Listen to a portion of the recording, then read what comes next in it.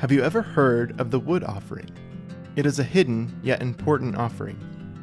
Remember them, O my God, because they have desecrated the priesthood and the covenant of the priesthood and the Levites. Thus I cleanse them from everything foreign, and I establish the duties of the priesthood and the Levites, each in his work. And I provided for the wood offering at appointed times, and for the firstfruits.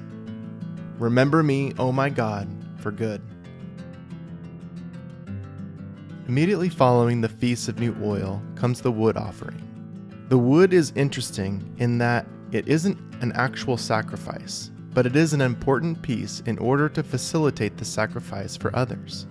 No wood for the altar means no burnt sacrifices for the people. This wasn't something that you would have personally benefited from, but you gave for the benefit of others. Realize also that the wood was used to keep the altar continually lit, to never let it go out. The altar was that place in the tabernacle where Yahweh accepted the burnt sacrifices from the people. It was his meeting place with Israel, a meeting place where the supernatural meets the natural.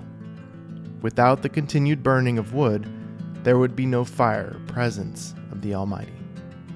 In the book of Nehemiah, we start to see hints to this event known as the wood offering.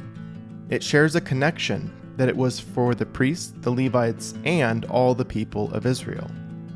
Reading in chapter 10, verse 34, it says, "We, the priests, the Levites, and the people, have likewise cast lots for the wood offering, to bring it into the house of our God, according to our father's house, at times appointed, year by year, to burn on the altar of the Lord our God, as it is written in the law." After Israel has come out of captivity, and they have built the second temple, they decided to cast lots among the priests and the people to bring the wood offering into the house of Yahweh at certain times appointed each year.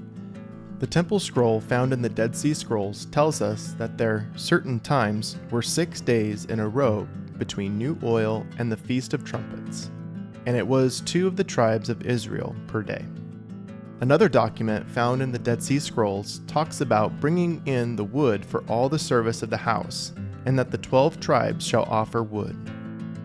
When we look at the wood offering, it is also interesting to note that both the oil and the wood, which are performed back to back, come right before Sukkot. And in the Dead Sea Scrolls, it talks about the wood by saying, "When you enter into the land which I am giving you as an inheritance." We see similar phrases all throughout Leviticus and Deuteronomy when Yahweh is explaining what Israel is to do in the place where Yahweh chooses. Is it possible that these are culminating to the final feast day? Is it showing the journey of Yahweh's people leaving the wilderness or bondage and entering into the promised land, that final feast, his new Jerusalem?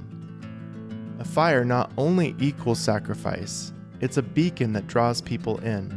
What if the wood offering is about preparing the people to be present for the Feast of Trumpets, the Day of Atonement, and Sukkot, both physically and spiritually? This appointed time appears to be within rhythm of anointing, outreach, and celebration in preparation for his promises. Those who are absent miss out. "And it shall be that all who are left from all the nations which came up against Jerusalem shall go up from year to year to bow themselves to the sovereign Yahweh of hosts, and to celebrate the festival of Sukkot. And it shall be that if any one of the clans of the earth does not come up to Jerusalem to bow himself to the sovereign Yahweh of hosts, on them there is to be no rain." Now we will look at when to observe the week of the wood offering. Beginning right after the observance of New Oil, we read from the Temple Scroll. "The 12 tribes of the children of Israel are to contribute wood for the altar. Those contributing on the first day are to be the tribes of Levi and Judah. On the second day, Benjamin and the sons of Joseph. On the third day, Reuben and Simeon. On the fourth day, Issachar and Zebulun. On the fifth day, Gad and Asher. And on the sixth day, Dan and Naphtali. So our starting point will be the day following the first fruits of new oil. For 6 days, the tribes of Israel are to bring the wood offering. Let's take a look at the calendar to see when these days show up. There are many calendars people look to. We follow the Zadokway calendar that uses many biblical references as well as the Dead Sea Scrolls, Jubilees, and Enoch. Tying these all together, we've established what we feel is the most biblically based calendar inspired by Yahweh. Look for a future video for more explanation. For now, you can download a copy of this template from our website. The link will be in the description below. Here, we have new oil. Then the following 6 days, from the 23rd day to the 28th day in the 6th month, are when Israel was to bring the wood offering to the temple. On the first day, Levi and Judah. The second, Benjamin and the sons of Joseph, Ephraim and Manasseh. On the third day, Reuben and Simeon. On the fourth, Issachar and Zebulun. On the fifth day, Gad and Asher. And finally, on the sixth day, Dan and Naphtali finishes the 6 days of wood offering. The wood offering is different than most biblical feast days in that there really is no practical application for us today.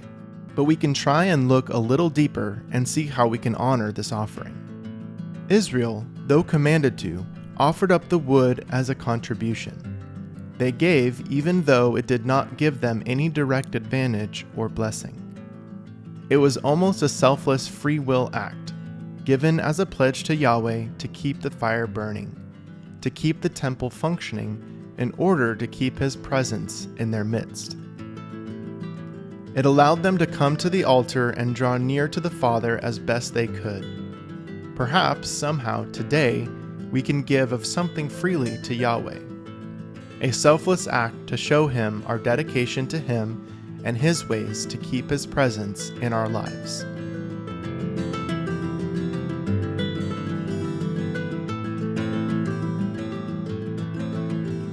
As we head into the fall feast days and that final feast of Sukkot, leaving the wilderness behind and going into the fullness of His promises, here are some questions for contemplation.